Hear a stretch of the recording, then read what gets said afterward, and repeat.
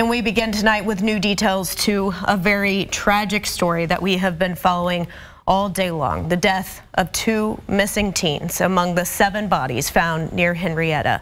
You're watching Fox 23 News at 9. Glad you're with us tonight. I'm Sarah Whaley. And I'm Shay Rozzi. We cut into programming around 4 this afternoon and continued our breaking news coverage throughout the evening.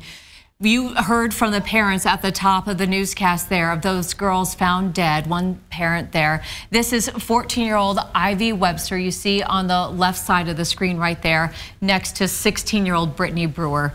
They were at the center of that emergency alert issued to your phone this morning. The girls were last known to be with convicted rapist Jesse McFadden and his family, who you see right there. The alert was canceled this afternoon by the Okmulgee County Sheriff after, like we said, 7 bodies were found on the McFadden property in what's believed now to be a mass killing. This is a map showing where that property is. It's just east of Henryetta. We have team coverage tonight, including a vigil that was held for the victims. We start, though, with Fox 23's crime and safety reporter Abigail Dye live at the property where that scene is now clear. Shay, Sarah, this is where that search was called off. Right here is where those 7 bodies were found. And I mean, this is the absolute worst way that an emergency alert like that can end. And it's absolutely breaks my heart to think about the fact that 2 nights ago, those teenage girls came here and their parents were wondering when they would come home. And now tonight, those parents are dealing with the sad truth that they aren't coming home.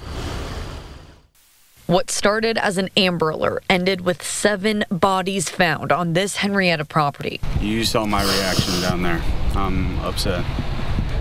I just hope he didn't hurt. I'm shocked. We talked to Ashley and Justin Webster while the search was still active for their 14-year-old daughter, Ivy Webster, and her friend, 16-year-old Brittany Brewer. Ivy just had her 14th birthday, so she had birthday money she wanted to spend.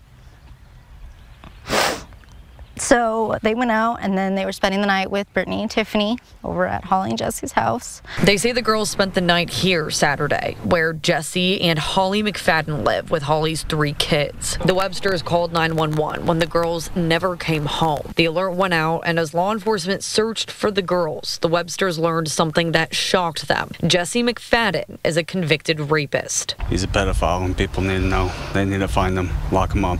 Just after this interview, the Okmulgee County Sheriff Eddie Rice called this press conference. We've searched the property and we've located 7 bodies.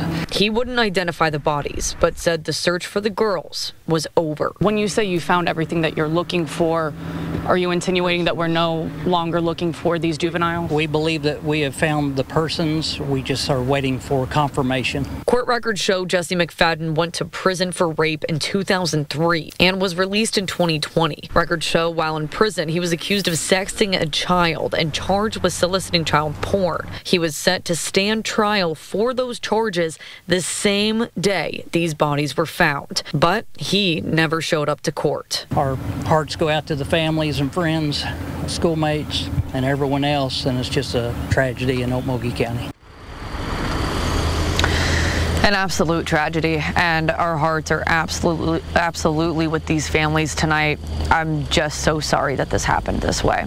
Now, I have been in contact with the victim of those alleged child porn charges, and we've been talking back and forth. She actually tells me that Jesse McFadden sent her messages last night.